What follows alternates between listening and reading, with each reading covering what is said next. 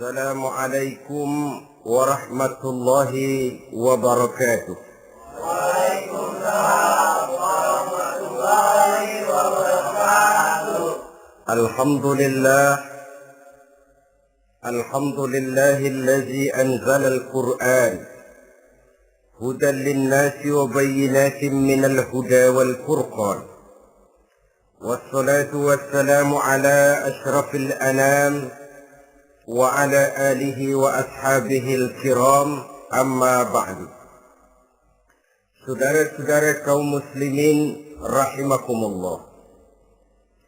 Setiap penganut agama di dunia ini mempunyai sesuatu kitab yang dianggapnya sebagai kitab suci. Orang Hindu punya kitab Weda. Orang Buddha punya kitab Tripitaka. Yahudi mempunyai Taurat. Nasrani mempunyai Injil. Penganut Konghucu punya kitab Tao Te Ching. Orang Majusi punya kitab Zen Avesta. Orang kebatinan punya kitab Serat Centani, Hidayat Jati, Darmo Gandul, atau Gatoloco. Sementara kita umat Islam oleh Allah diberikan Al-Quranul Karim. Mengapa kita yakini Quran ini sebagai kitab suci? Pertama, ia bebas dari intervensi dan investasi manusiawi. Ia sepenuhnya, baik isi maupun redaksi, adalah produk dari Allah Subhanahu wa Ta'ala. Kita yakini Quran kitab suci karena sampai hari ini belum ada seorang pun yang sanggup membuat seperti itu. Suatu kitab hanya dinamakan suci kalau dia bersih dari investasi dan intervensi manusia. Al-Quran ini sejak turunnya 14 abad yang lalu telah menantang. Wa in kuntum fi raibin mimma nazzalna ala abdina fa'tu bi suratin min misli. Apabila kamu ragu-ragu terhadap kebenaran Quran yang kami turunkan kepada hamba kami Muhammad, atau kamu menyangka Quran itu cuma bikinan Muhammad saja, cobalah kamu buat satu surah saja semacam Al-Quran. Apabila kamu tidak mampu melakukannya seorang diri, wada'u syuhada'akum, ajak seluruh teman-temanmu. Sejak tantangan ini turun 14 abad yang lalu, sampai hari ini, tidak seorang pun yang sanggup membuat satu surah saja semacam Al-Quranul Karim. Barangkali belum pernah ada yang coba-coba. Sudah. Di antaranya apa yang dilakukan oleh Musailamah Al-Kadzdzab. Dia mencoba membuat satu surah semacam Al-Quran yang kalimatnya sudah berbentuk baik-baik syair, tapi isinya jauh panggang daripada api. Yang kedua, kita yakini Quran sebagai kitab suci karena isi dan ajarannya sesuai dengan fitrah manusia. Suatu kitab dinamakan suci kalau ajarannya sejalan dengan fitrah manusia. Misalnya, manusia secara fitrah, kalau dia laki-laki, normal nafsu kepada perempuan, itu fitrah. Perempuan suka kepada laki-laki, itu fitrah. Kalau ada kitab suci, tapi melarang manusia untuk kawin, kesuciannya perlu diselidiki. Quran kitab suci sejalan dengan fitrah manusia, maka ia menganjurkan manusia yang mampu untuk melangsungkan perkawinan. Contoh lain, secara fitrah manusia perlu makan. Kalau ada kitab suci yang melarang manusia puasa saja siang malam terus menerus, itu kan sama juga nyuruh orang mati. Quran sesuai dengan fitrah manusia. Maka dalam Islam puasa wisol, puasa ngableng, apa itu istilahnya, puasa nyambung, Dari pagi sampai sore, sampai malam, sampai pagi lagi puasa terus. Bukan saja tidak boleh, malah haram hukumnya. Kenapa? Itu bertentangan dengan fitrah manusia. Yang ketiga, kita yakini Quran sebagai kitab suci karena isinya tidak kontroversial. Isinya tidak saling bertentangan satu sama lain. Di ayat manapun, Quran mengajarkan Allah itu esa. Satu kali dia berkata haram, dia akan tetap berkata haram. Isinya tidak kontroversial. Sebab kalau ada kitab suci, di satu pihak mengajarkan Tuhan Esa, di lain ayat mengajarkan Tuhan 3, di lain ayat lagi mengajarkan Tuhan 4, kitab kacau namanya. Bagaimana suatu kitab bernama suci kalau isinya kontroversial satu dengan lainnya? Dari 3 kriteria inilah kita yakini Quran sebagai kitab suci. Masalah yang akan kita bicarakan pada pertemuan kita kali ini, bagaimana sikap kita terhadap Al-Quranul Karim sebagai kitab suci.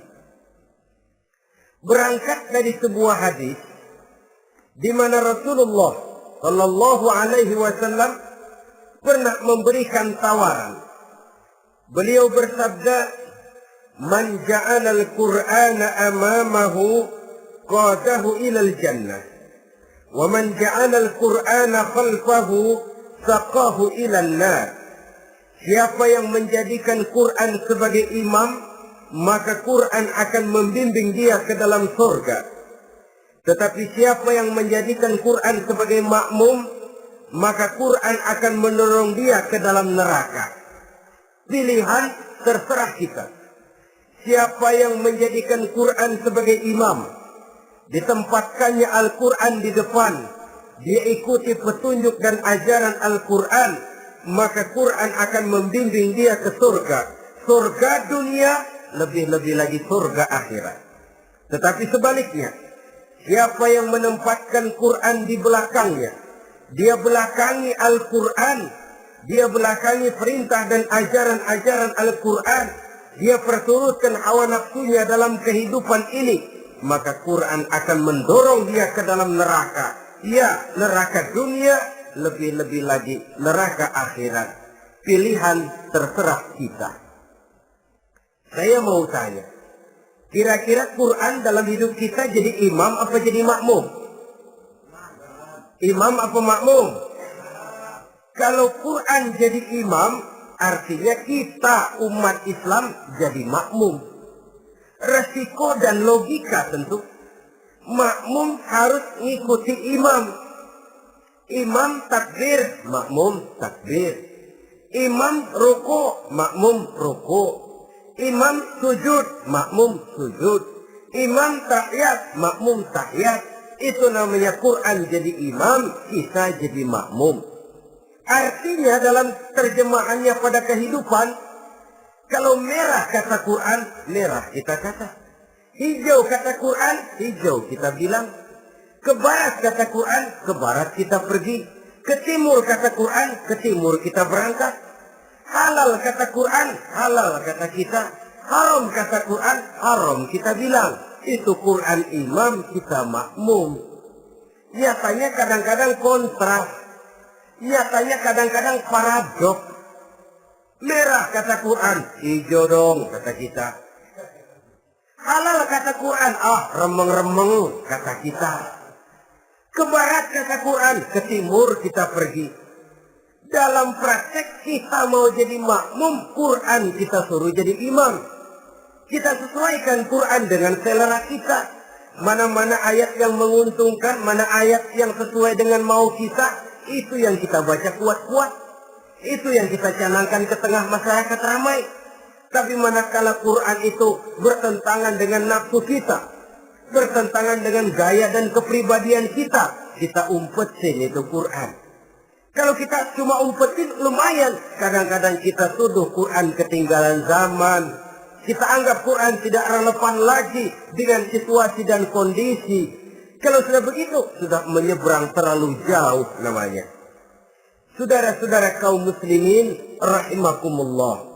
Inilah makna hadis Nabi yang diriwayatkan dari Imam Ali bin Abi Thalib, bersabda Rasul, "Man qara'al Qur'ana fastazharahu wa ahalla halalahu wa harrama haramahu adkhalahul jannah."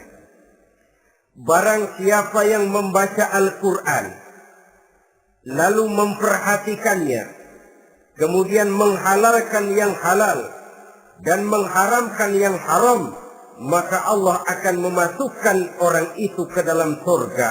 Ya surga dunia, ya surga akhirat. Apabila kita renungi hadis ini, maka untuk beriman kepada Al-Quran ada 3 jalan utama yang harus kita laksanakan. Pertama, dari kalimat man qara'al Qur'an, barang siapa yang membaca Al-Quran. Ini artinya siapa yang ingin menjadikan Quran sebagai imam di dalam kehidupan, jalan pertama yang harus ditempuhnya menanamkan kegemaran membaca Al-Quranul Karim.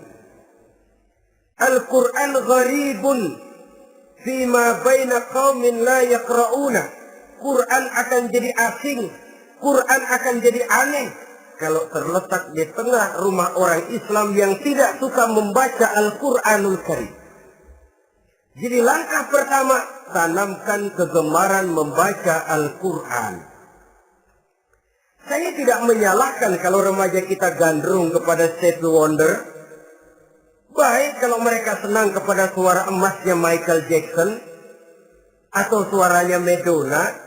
Tapi kalau sampai harus mengalahkan kecintaan mereka kepada membaca Al-Quran, ini ironi.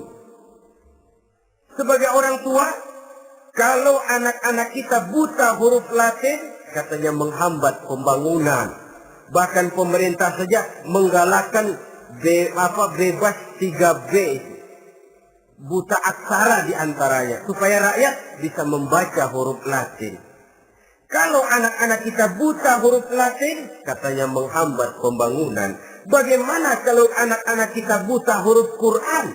Jelas saja menghambat proses kesadaran dan kebangkitan dari dunia Islam itu sendiri. Satu contoh ringan. Dulu sebelum pembangunan merata, listrik belum lagi masuk desa, kampung gelap, rumah pakai lampu minyak. Kalau kita masuk kampung, terasa banyak orang Islam. Kenapa? Di rumah sebelah sana kita dengar anak muda sedang latihan baca rawi. Sebelah sini ibu-ibu sedang selawatan. Di rumah sana remaja sedang baca Quran. Pembangunan maju, listrik masuk desa. Alhamdulillah. Tapi apa yang kemudian terjadi? Proses pergeseran nilai. Setelah listrik masuk desa, radio main kenceng-kencengan, televisi main gede-gedean, baca Quran sudah barang aneh, langka. Tengoklah, sekarang kalau kita masuk kampung, ada yang remaja sedang baca Quran, rasanya kok aneh, nggak umum. Sesuatu yang baik malah menjadi nilai-nilai keanehan. Saudara-saudara kaum muslimin rahimakumullah, tanamkan kegemaran membaca. Dalam satu hadis Nabi pesan, nawiru buyutakum bitilawatil Quran, sinari rumah tanggamu dengan bacaan Quran. Sebab listrik ini cuma bisa menerangi gelap, tapi tidak akan sanggup menerangi hati manusia. Quran produk Allah dibaca dalam segala keadaan, tepat dan pantas. Lihat saja, orang sedih baca Quran, terhibur. Orang gembira baca Quran, tidak lupa diri. Di rumah mewah ada yang baca Quran, bagus. Di gubuk reot di pinggir kali ada yang baca Quran, cocok. Orang kawin dibacakan Quran, bagus. Orang mati dibacakan Quran, tidak jelek. Dalam segala keadaan, in all season, bahasa kerennya, dia pantas dibaca. Saudara-saudara, bahkan orang sakit gigi pun kalau dengar baca Quran tidak marah. Coba lihat. Dia senang benar lagu Michael Jackson, tapi giliran sakit gigi, coba setelin lagu Michael Jackson. Kalau nggak mencah-mencah, kamu gila apa nggak tahu saya lagi sakit gigi? Tapi coba bacakan Quran, dia pasti tidak marah. Begitu besar daya pengaruhnya. Bahkan Abu Jahal sama Abu Lahab pernah rapat. Kata Abu Jahal sama Abu Lahab, Mas Lahab, gini loh Mas. Kenapa? Ini saya pikir-pikir salah satu yang menyebabkan kenapa saudara kita banyak ikut ajaran Muhammad. Mereka kalau sudah dengar bacaan Quran terpesona. Jadi kita blokir saja. Caranya gimana? Kasih pengumuman kepada Quraisy, jangan sekali-kali mau dengerin Muhammad baca Quran. Kamu juga jangan. Dan kamu, saya pun begitu. Mari kita janji, tidak mau dengar bacaan Quran. Salaman. Pulang ke rumah masing-masing. Dapat 1 hari tahan, 2 hari bertahan, 3 hari, seminggu ke atas. Abu Jahal mulai ada semacam rindu. Kangen pengen dengar ayat Quran. Karena secara pribadi dia mengakui keindahan gaya bahasanya jauh lebih tinggi dari kemampuan penyair Quran.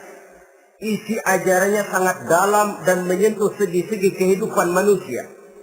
Gak tahan Abu Jahal kayak dikilikin hatinya. Keluar rumah mindik-mindik, umpet-ngumpet. Gempet di rumah Nabi. Pengen dengar Nabi baca Quran. Rupanya Abu Lahab sama. Pikir Abu Jahal, Abu Lahab gak bakalan keluar. Abu Lahab berpikir, Jahal pasti di rumah. Dua-duanya bareng berangkat ke rumah Nabi. Cuma yang satu dari sebelah barat, yang satu dari sebelah timur. Ngempet, ketemu di sudut, sama-sama kaget. Jahal, loh kamu Lahab? Iya. Kamu ngapain? Lah kamu ngapain? Akhirnya sama-sama malu. Sama-sama tidak bisa menahan diri. Akhirnya sama-sama ngakui. Bagaimanapun kita harus akui bahwa Al-Quran ini mengandung gaya pesona yang sangat luar biasa. Itu dari segi bacaan. Belum lagi dari segi ajaran. Belum lagi dari segi isi. Tanamkan kegemaran membaca Al-Quran. Sampai-sampai Nabi katakan, Innal ladzi laisa fi jawfihi syai'un minal Quran kal baitil kharib. Orang yang dari tenggorokannya belum pernah keluar ayat Quran barang sepotong pun, belum pernah ngaji barang seayat pun, itu orang kata Nabi kal baitil kharib, kayak rumah kosong. Rumah kan kalau kosong biar bagus, mewah, besar, perabotannya lengkap. Kalau kosong, angker. Setan kuntilanak memedi, betah benar di situ. Saudara-saudara kaum muslimin rahimakumullah. Dalam satu percontohan Nabi mengatakan begini. Masalul mu'minil ladzi yaqra'ul Qur'an kamasalil utrujah. Rihuha thayyibun wa ta'muha thayyibun. Orang mukmin yang suka membaca Quran adalah ibarat buah utrujah. Baunya wangi, rasanya lezat. Kira-kira kalau di negeri kita buah apa utrujah itu? Semacam jeruk yang manis lah.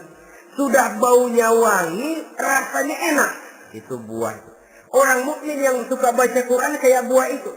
Baunya wangi, rasanya enak. Artinya syiarnya hidup, isinya memang orang mukmin. Sebaliknya, wa masalul mu'minil ladzi la yaqra'ul Qur'an kamasalit tamra la riha laha wa ta'muha hulwun. Orang mukmin yang tidak suka baca Quran kayak korma. Rasanya emang manis, cuman kagak ada baunya. Artinya apa? Syiarnya kurang. Kalau orang belum tapi kenal kan kagak mau makan kurma. Kenapa? Nggak ada baunya. Daya tariknya kurang, walaupun rasanya enak. Kalau daya tariknya nggak ada, kan nggak ada iklannya, tidak ada syiarnya. Itu orang mukmin yang tidak suka membaca Quran. Ibarat buah, nggak ada baunya, walaupun rasanya enak. Orang kurang tergerak, kurang syiar, kurang daya tarik. Sebaliknya, wa masalul munafiq allazi yaqra'ul Qur'an kamasalir raihana rihuha thayyibun wa ta'muha murrun. Orang munafik yang suka baca Quran seperti buah raihana. Apa itu? Baunya wangi, rasanya pahit.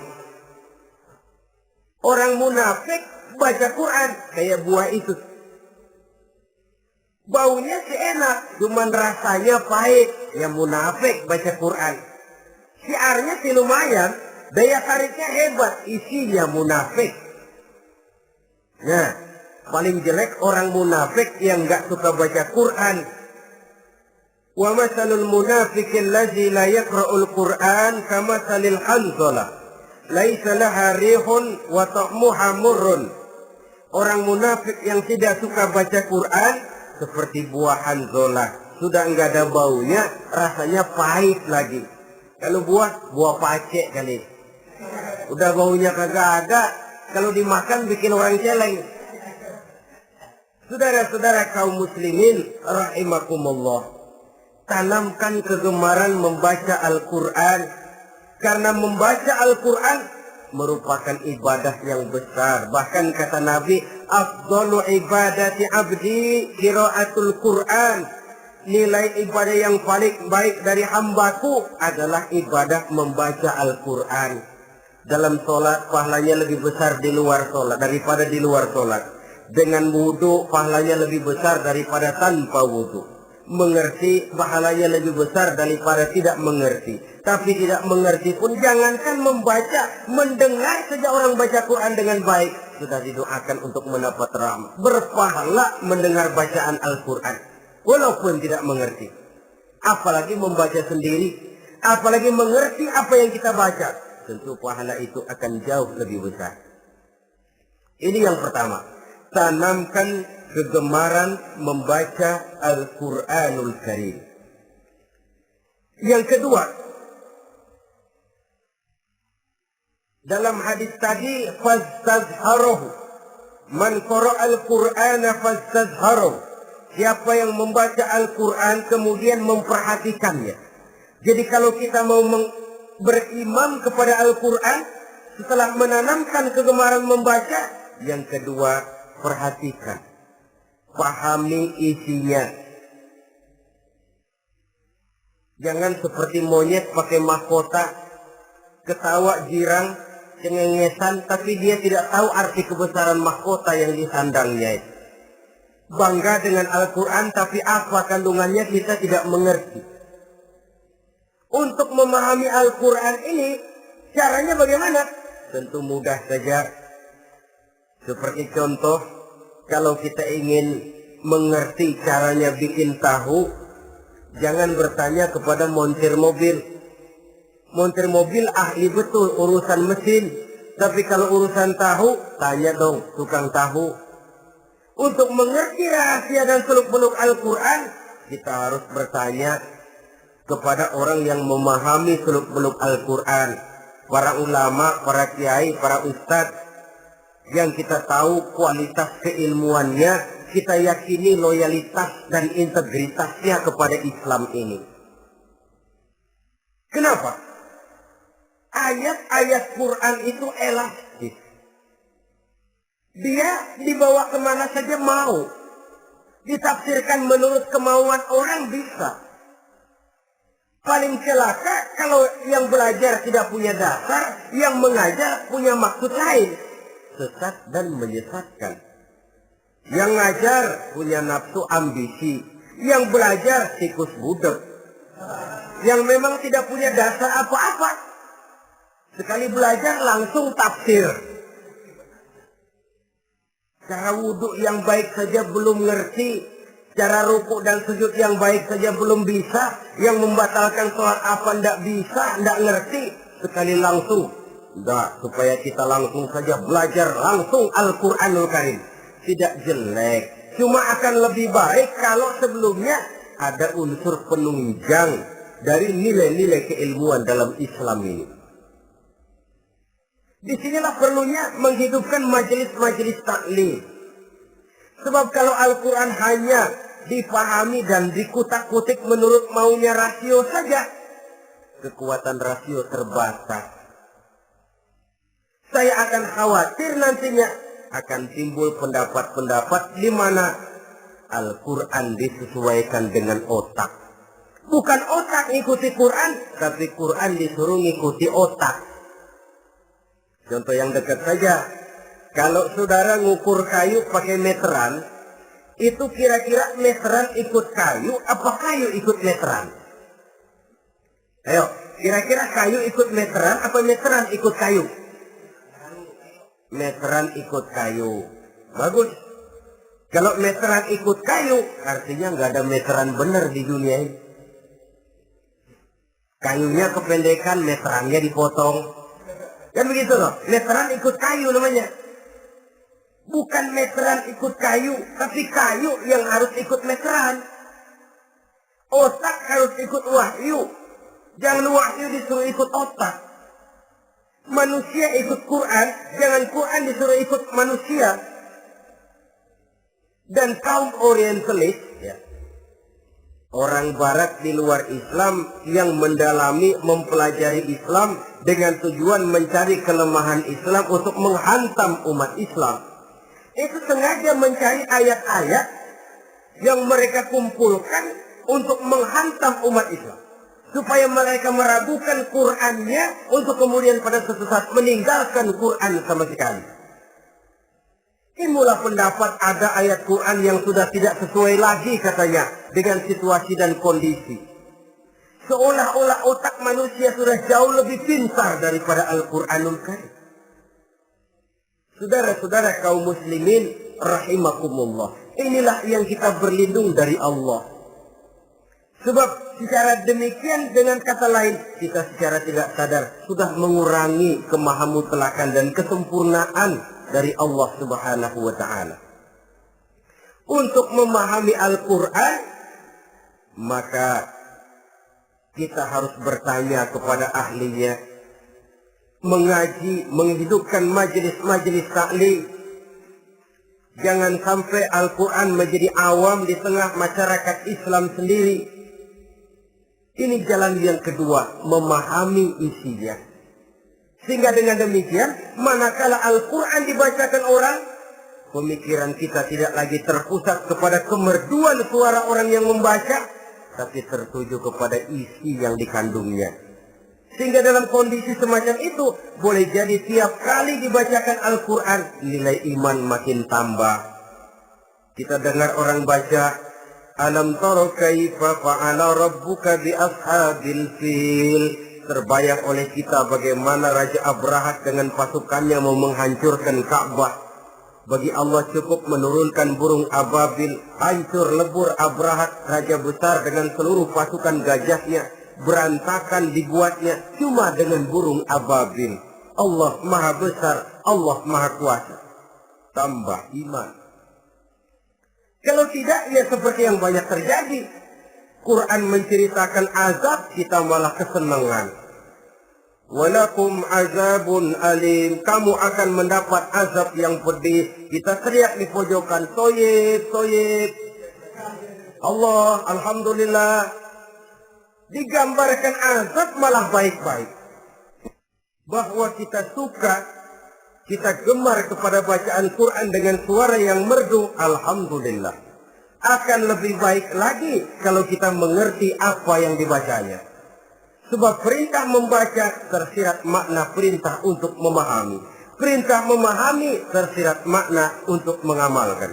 Dengan kata lain, kita hanya bisa mengamalkan Quran dengan baik kalau kita mengerti isinya. Kita hanya bisa mengerti isinya kalau kita rajin membacanya.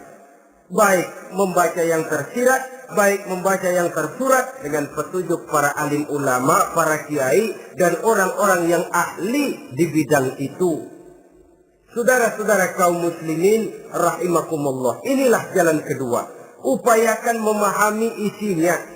Hidupkan kajian-kajian agama, hidupkan majelis-majelis taklim.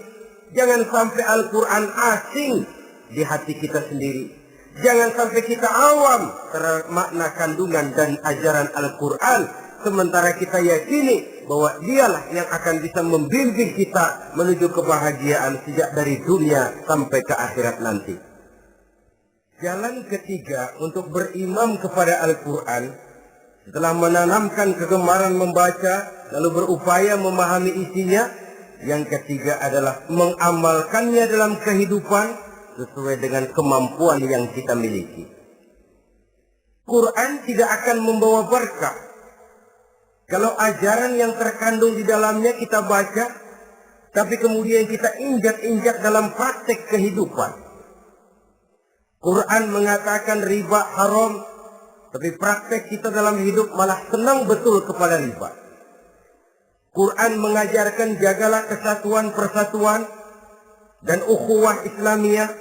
Praktek yang kita lakukan malah centang perenang, malah saling bertolak belakang, malah kadang menjegal kawan seiring, menggunting dalam lipatan, ramai kita dengan kita. Lalu kelemahan pun menjadi kenyataan di mana-mana. Quran sekali lagi tidak akan membawa berkah kalau yang kita baca kita injak-injak. Tentang pengamalan Al-Quran ini, Allah Subhanahu wa ta'ala mengklasifikasi manusia dalam firman-Nya. ثم أورثنا الكتاب الذين اصطفينا من عبادنا. Kemudian kami wariskan Al-Quran ini kepada hamba-hamba kami yang kami pilih. Ya Allah, coba saja kita lihat ayat ini. Quran kitab pilihan, diberikan kepada umat pilihan, yaitu kita-kita ini. Lalu bagaimana umat pilihan ini setelah menerima Al-Quran?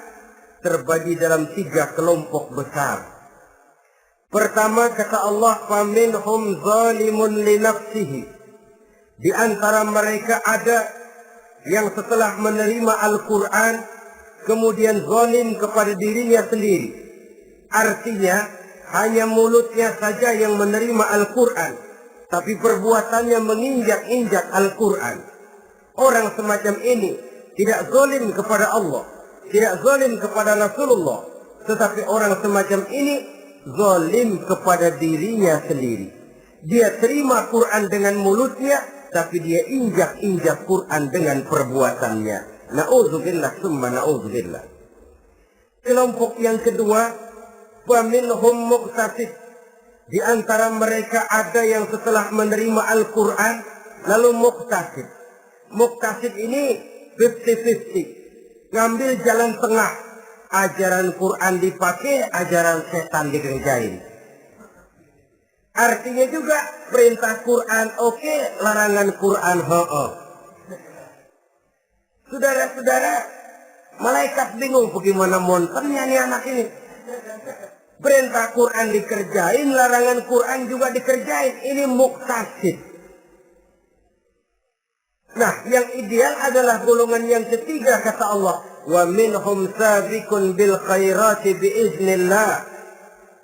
Di antara mereka ada lagi yang setelah menerima Al-Quran lalu berlomba-lomba melaksanakannya, berlomba-lomba mengamalkan kebaikan, dan itu hanya bisa terjadi biiznillah, dengan izin dari Allah. Hidayah, saudara-saudara.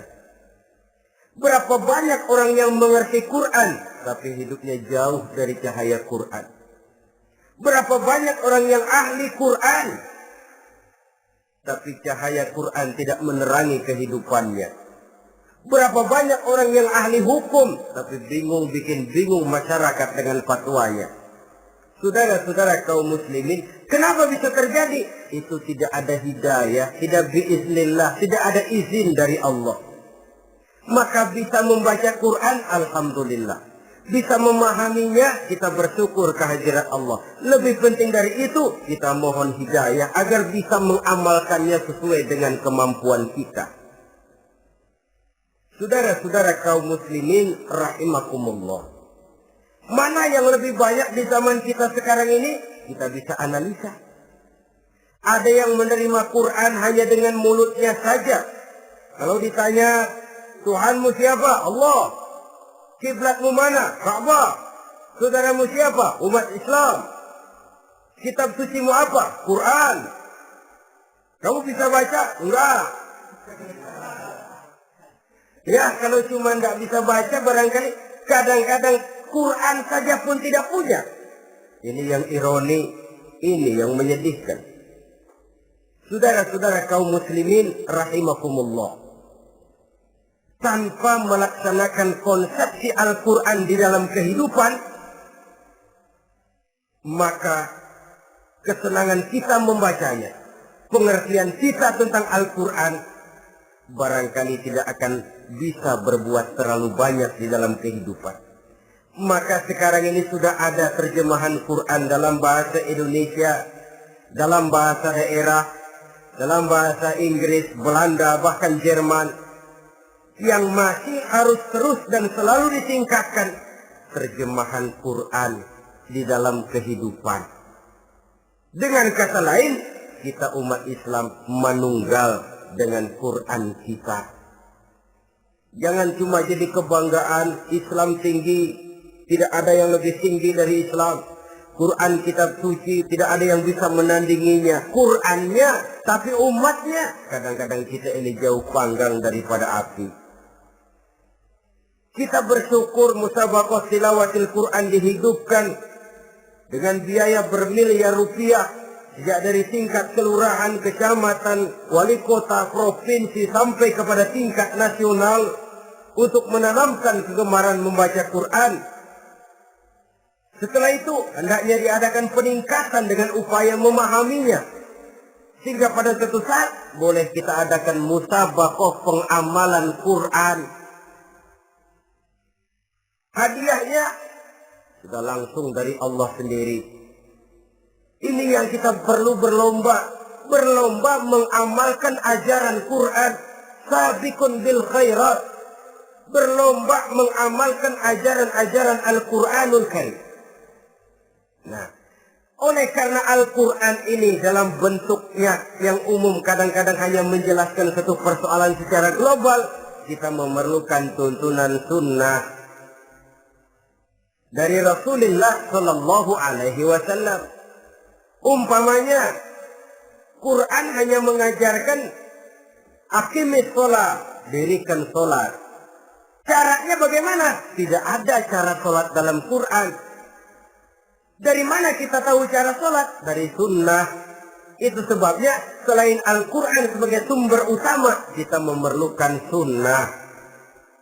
Bahwa sholat pakai takbiratul ihram di Quran tidak ada. Bahwa sholat pakai tahiyat dalam Quran tidak ada. Jadi kalau orang cuma Quran saja, tidak ada sunnah itu, ya bagaimana kita bisa sholat? Quran cuma mengatakan wa atimul hajja wal umrata lillah, laksanakan haji dan umrah karena Allah. Bagaimana manasik haji? Bagaimana cara sa'i? Bagaimana cara wukuf? Bagaimana cara melontar? Tidak ada dalam Quran. Yang memuat itu tidak lain sunnah. Untuk memahami Quran dan sunnah ini, kita memerlukan orang yang menguasai Quran dan sunnah. Oleh karena itu kita perlu petunjuk kepada para ulama. Itu sebabnya Quran sendiri mengatakan, wa in tanaza'tum fi syai'in farudduhu ila Allahi wa rasulih. Apabila kamu berbeda pendapat tentang suatu persoalan, kembalikan kepada Allah dan Rasulnya. Kembalikan kepada Allah artinya kembalikan kepada Quran. Kembalikan kepada Rasul, maksudnya kembalikan kepada sunnah. Siapa yang mengerti Quran dan sunnah? Para ulama yang kualitas ilmunya kita yakini, loyalitas dan kredibilitas serta integritas keislamannya bisa menjadi panutan. Saudara-saudara kaum muslimin rahimakumullah. Dengan demikian, kalau orang berkata, langsung saja memahami Quran. Sekarang kan sudah banyak terjemahannya. Tidak usah lewat ulama-ulamaan. Saya tidak mencela, cuma agak mengkhawatirkan. Kalau dia memahami Quran cuma sekedar lewat terjemahannya saja, sangat mungkin jadi dia bisa salah paham. Kita memerlukan bantuan sunnah. Kita memerlukan petunjuk para ulama yang menguasai di bidang itu. Kembalikan kepada Quran dan sunnah artinya bertanya kepada orang yang memahami Quran dan sunnah. Loh, dengan begitu kan akan terjadi perbedaan pendapat. Perbedaan pendapat sesuatu yang halal sepanjang tidak menyebabkan kita berpecah belah. Halal berbeda pendapat. Asal diletakkan pada proporsinya. Apalagi kalau perbedaan pendapat itu cuma masalah teknis, bukan masalah prinsip. Kenapa tidak pulang saja kepada tuntunan Quran? Lana a'maluna wa lakum a'malukum. Kami akan mengamalkan amalan yang kami yakini benarnya. Saudara persilahkan mengamalkan amalan yang saudara yakini benarnya. Sama-sama punya alasan, sama-sama punya dalil. Tidak usah saling menyalahkan. Tidak usah saling mengklaim, merasa yang paling benar, orang lain salah semua. Kemukakan argumen, jangan sentimen. Harus dengan semangat mencari kebenaran, bukan untuk mencapai kemenangan. Kalau sentimen lebih penting dari argumen, kalau kemenangan lebih diutamakan dari mencari kebenaran, yang berlaku kadang-kadang gengsi. Kalau sudah gengsi, yang bicara emosi. Kalau sudah emosi, istilah kita di kampung, ngambek. Gedean ilmunya sama ambeknya. Kadang-kadang, saya kalau nggak jadi imam, nggak mau sembahyang di situ. Kalau nggak jadi imam, orang lain dianggapnya kagak sah sembahyangnya. Pokoknya kalau nggak ngaji sama saya, Islamnya kurang benar. Mengklaim. Perbedaan pendapat wajar, halal, asal tidak menyebabkan kita berpecah belah. Dan sewajarnya kita lebih berusaha mencari titik pertemuan, memperbesar persamaan, dan bukan mengutak-utik perbedaan. Kadang-kadang inilah penyakit kita. Satu kunut, satu tidak sembahyang subuhnya. Bisa RT. Satu usoli, satu tidak, bisa RW. Satu azan sekali Jumatan, satu dua kali, bikin masjid lagi. Kenapa bukan persamaannya yang dicari? Kenapa justru perbedaannya yang diperbesar? Yang masalah macam ini sampai kiamat tidak pernah selesai. Kan lebih baik kalau kita ditanya orang, Pak, sholat subuh itu pakai kunut apa tidak sih? Kalau saya pakai. Kalau yang tidak pakai kunut bagaimana Pak? Betul, kata yang tidak pakai. Jadi yang pakai kunut betul, betul karena saya pakai kunut. Yang tidak juga betul, betul kata yang tidak pakai. Kalau yang kunut betul, yang tidak kunut betul, lalu yang salah yang mana Pak? Yang salah yang subuh nggak sembahyang. Lebih objektif, proyek garapannya ada, umat tidak berpecah belah. Yang konyol kadang-kadang khutbah Jumat pakai membongkar khilafiyah, menghantam tahlil, menghantam kunut. Selesai sembahyang Jumat, apa yang terjadi? Umat resah, masyarakat gelisah, polemik timbul, masalah tidak terselesaikan. Orang jadi khotib itu raja dalam mimbar Jumat, siapa yang mau bantah dia? Kalau memang mau buka itu persoalan khilafiyah, buka dalam forum khusus. Adakan pengajian, jelaskan masalahnya secara luas, mendasar. Jangan mengklaim dan memponis. Berikan kebebasan kepada umat untuk menilai masalahnya selesai. Yang tidak puas bisa bertanya. Saudara-saudara, sudah lewat masanya kita meributkan soal itu. Sudah datang waktunya di mana kita lebih mementingkan dan membicarakan masalah-masalah yang lebih mendesak dihadapi oleh umat. Kemiskinan misalnya, kebodohan misalnya, keterbelakangan umpamanya, peluang untuk mendapatkan pendidikan yang layak bagi anak-anak kita yang berotak cerdas tapi tidak punya kemampuan ekonomi umpamanya. Itu akan lebih objektif ketimbang kita membicarakan masalah-masalah yang sampai kiamat tidak akan pernah selesai. Yang hanya akan menyebabkan kita menjadi lemah, persatuan koyak, solidaritas sosial lalu menurun, saling curiga menjadi tumbuh karenanya, dan pada akhirnya kita tidak akan pernah bisa berbuat banyak. Untung kalau tidak menjadi tertawaan bagi orang yang berdiri di luar pagar. Saudara-saudara kaum muslimin rahimakumullah. Sekali lagi, Al-Quran tidak akan membawa berkah kalau yang kita baca, kita injak-injak. Oleh karenanya, untuk berimam kepada Quran ini, sekali lagi pertama, tanamkan kegemaran membaca. Yang kedua, upayakan memahami isinya melalui bimbingan orang yang ahli bidang itu. Yang ketiga, amalkan sesuai dengan kemampuan. Sebab itu ada prinsip, kalau isi suatu hadis nampaknya bertentangan dengan otak, kesohihan hadis itu boleh diperiksa. Tapi kalau ayat Quran nampaknya bertentangan dengan otak, otaknya yang harus diperiksa. Jangan Qur'annya lalu disesuaikan dengan otak. Sebab kalau kita sudah berani berteori, ada ayat Quran yang tidak sesuai dengan keadaan. Ayat yang mana? Yang ini. Tahun depan tambah lagi. Tahun depan tambah lagi. Makin lama makin habis Al-Quran itu. Yang perlu diperbarui cara kita memahami Quran. Bukan dengan mengemukakan teori ayat Quran kehilangan relevansi. Cara kita memahami barangkali yang kurang relevan. Dalam situasi, dalam konteksnya dengan situasi dan kondisi. Jangan lupa, Al-Quran ini kan untuk semua umur. Dia bisa dipahami secara filosofis, dia bisa dipahami dengan kacamata orang awam. Tingkat kemampuan berpikir orang tidak semuanya sama. Kalau semua orang kita mau ajak berfilsafat, merenung dalam-dalam, menerawang tinggi-tinggi, ialah buat mereka yang terjangkau oleh perguruan tinggi. Tapi buat saudara-saudara kita, pedagang-pedagang kecil, petani di desa-desa terpencil, remaja-remaja yang jauh dari sentuhan teknologi canggih, sanggupkah mereka berpikir filosofis?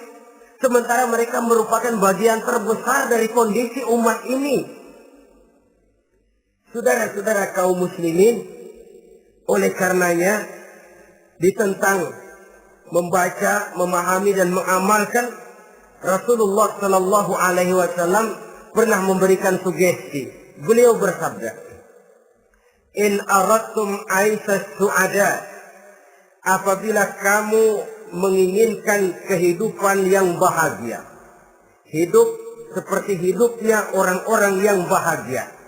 Dan tentu ini keinginan kita semua.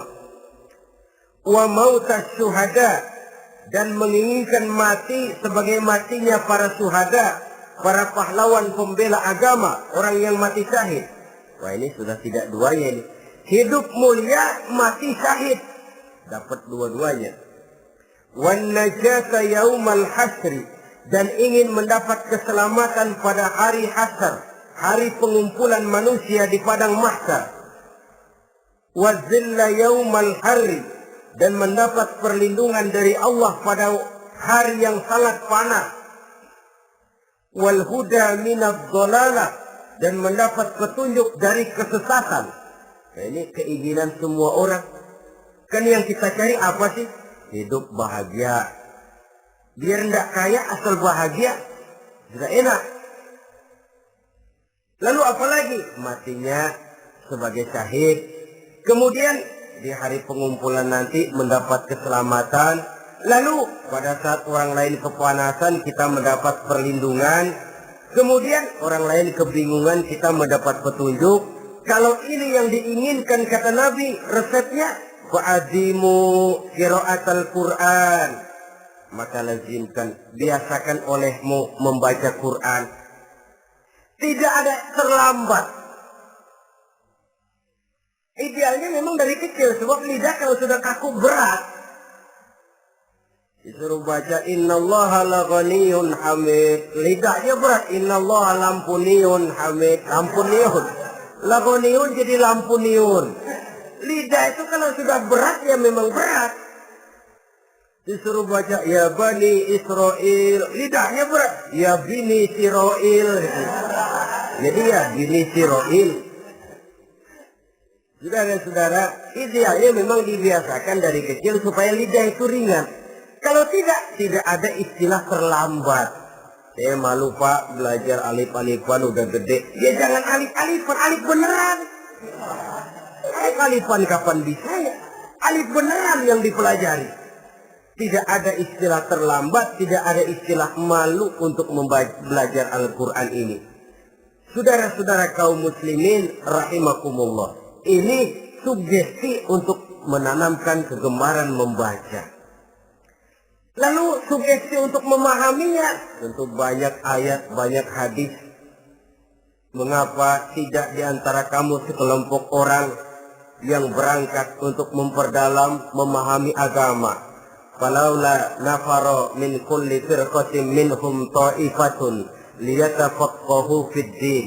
Di tengah kelompok orang yang berangkat belajar teknologi canggih, di tengah grup orang yang mendalami ekonomi, di tengah kelompok orang yang membidangi hukum, di tengah kelompok orang yang sibuk meneliti ilmu-ilmu kedokteran. Mengapa tidak ada kelompok orang yang secara takhasus liyatafaqahu fid din, mendalami agama ini, mendalami Quran ini harus ada. Lalu sugesti untuk mengamalkan Al-Quran kelihatan dari peringatan Allah yang kita bisa temukan pada surah Toha ayat 124 sampai dengan 127. Wa man a'rada an zikri, barang siapa yang berpaling dari peringatanku, kata Allah, barang siapa yang berpaling dari Al-Quran ini, dia terima Al-Quran, dia imani Quran, tapi dia berpaling dari ajarannya, dia injak-injak apa yang seharusnya dia amalkan, dia perturutkan hawa nafsunya, maka kata Allah, fa inna lahu ma'isatan dhanka, dia akan diberikan satu penghidupan yang sempit. Inna lillahi wa inna ilaihi raji'un. Diberikan hidup yang sempit. Kalau hidup sudah terasa sempit, bagaimanapun luasnya rumah, sempit. Kalau hidup sudah terasa sempit, bagaimanapun banyaknya harta, sumpah. Kalau sudah hidup ini terasa sempit, bagaimanapun luasnya pergaulan, tidak ada tempat kita bertanya, melarikan persoalan, membagi rasa. Siapa yang berpaling dari Quran, dia akan diberikan penghidupan yang sempit. Bukan dagangnya tidak untung, bukan kerjanya tidak digaji, tapi kesempitan hati lebih bahaya loh dari kesempitan ekonomi. Itu di dunia. Di akhirat, wa nahsyuruhu yaumal qiyamati a'ma. Di akhirat nanti dia akan dikumpulkan oleh Allah dalam keadaan buta. Ya Allah, ya Rasul. Padahal ke akhirat kita baru tumben. Sekali ke akhirat buta. Masya Allah. Di tempat kita lahir saja, kalau tadinya kita melihat, tahu-tahu menjadi buta, kita bingung. Padahal jalan sudah pernah kita lihat, arah sudah pernah kita tahu. Bagaimana di padang mahsyar nanti? Kemana jalan yang akan ditempuh? Kepada siapa kita hendak bertanya? Mana teman, mana istri, mana anak? Buta pula kita. Satu kesengsaraan yang merupakan puncak kesengsaraan. Dikala itu orang yang semacam tadi protes. Rabbi, lima hasyartani a'ma wa qad kuntu basira. Wahai Allah, kenapa hari ini saya dikumpulkan dalam keadaan buta? Padahal ketika di dunia dulu saya melihat, saya menyaksikan gunung yang menjulang tinggi ke angkasa. Saya melihat lautan yang luas terhampar biru membentang. Saya saksikan tanah, sawah luas menguning. Saya saksikan keindahan alam. Di dunia saya melihat Allah. Kenapa sekarang saya dikumpulkan dalam keadaan begini? Protes dia, tidak terima dia. Allah jawab, "Kadzalika atatka ayatuna fanasitaha." Kata Allah, begitulah memang. Dahulunya waktu di dunia telah datang ayat-ayat kami kepadamu. Telah turun Al-Quran, telah datang agama, fanasitaha, tapi kamu lupakan dia. Kamu lupakan Quran, kamu lupakan Islam. Datang ayat, turun Quran, turun agama. Kamu belaga filon, kamu belaga enggak tahu. Wa kadzalikal yauma tunsa, maka hari ini pun begitulah kamu dilupakan. Sebagaimana dulu waktu di dunia, kamu telah melupakan ayat-ayatku, melupakan kitabku, melupakan ajaran-ajaranku. Hari ini kamu pun dilupakan. Seolah-olah Tuhan cuma nggak bilang, mereka protes, Tuhan, kenapa saya buta padahal di dunia saya ngelihat? Kata Tuhan, kalau bahasa kita, lu rasain. Lu sih, kenapa dulu di dunia? Pura-pura nggak lihat. Kenapa waktu di dunia? Pura-pura nggak tahu. Kenapa waktu di dunia? Kamu lupakan Quran. Maka hari ini pun engkau kami lupakan. Wa kadzalika al-yawma tunsa. Wa kadzalika najzi man asrafa walam yu'min bi ayati rabbih wal azabul akhirati asad wa abqa. Demikianlah kami membalas orang yang berlebih-lebihan, orang yang melampaui batas dan tidak mau beriman kepada ayat-ayat Tuhannya, dan sungguh siksa akhirat itu lebih dahsyat dan lebih kekal. Siksa dunia mungkin kelaparan, kekurangan ekonomi, kekurangan pakaian, tapi berapa hari paling lama seumur manusia? 70 tahun umur kita, ya paling lama begitulah. Tapi siksa akhirat, kesengsaraan akhirat, kesengsaraan neraka, asyaddu wa abqa, lebih dahsyat dan lebih kekal. Di zaman sekarang orang bukan cuma berbuat potong kompas, berpikir pun potong kompas, berpikir pun ngambil jalan pintas. Dia lebih memilih kesenangan yang sedikit dengan mengorbankan kesenangan yang abadi. Dia mengejar surga yang sebentar dengan menghancurkan surga yang kekal. Dicarinya surga dunia, hidup cukup, rumah bagus, makan bagus, pakaian bagus, istri bagus, dengan menghalalkan segala macam cara, berpaling daripada kehidupan agama, lalu menginjak-injak Al-Quranul Karim. Kita berlindung kepada Allah, jangan sampai dimasukkan dalam kelompok yang di akhirat nanti dibangkitkan dalam keadaan buta. Na'udzubillah, summa na'udzubillah. Di sini kita terkesan dengan apa yang dikatakan Sayyid Muhammad Abduh. Al-Islam mahjubun bil muslimin.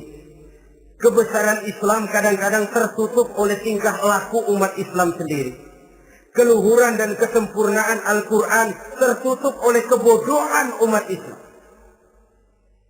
Sedangkan untuk mengungkapkan rahasia Al-Quran ini diperlukan keahlian yang kompleks. Saudara yang di Fakultas Teknik belajar teknologi, ungkap buka rahasia Quran di bidang teknologi. Saudara yang di bidang kedokteran, ungkap buka rahasia Al-Quran di bidang kedokteran. Saudara yang ahli geologi, pelajari struktur kulit bumi dengan mengungkap rahasia Al-Quran. Sehingga pengkajian kita tentang teknologi, pengkajian kita tentang angkasa luar, pengkajian kita tentang anatomi manusia akan berakhir kepada subhanaka ma khalaqta hadza batila. Ya Allah, tidak satu pun yang Engkau ciptakan ini sia-sia. Perut bumi mengandung minyak, timah, kekayaan yang berharga untuk manusia. Mempelajari angkasa luar bisa memahami musim dan menyelamatkan manusia. Mempelajari rimba belantara, teknologi canggih, akhirnya akan memperkuat nilai-nilai iman. Menerjemahkan ajaran Quran lewat disiplin ilmu yang kita kuasai masing-masing, untuk kemudian bekerja sama bahu-membahu dalam rangka mengimani Al-Quran, mengamalkan Al-Quran, dan mengawal keluhuran Al-Quranul Karim yang atas dasar tuntunannya kita hidup, untuknya kita berjuang, dan dalam bimbingannya kita ingin kembali menghadap Allah Subhanahu wa Ta'ala. Inilah pertemuan yang singkat ini.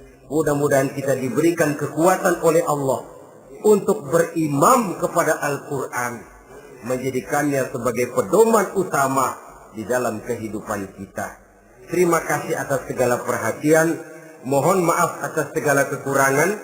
Usikum wa nafsi bitaqwallah.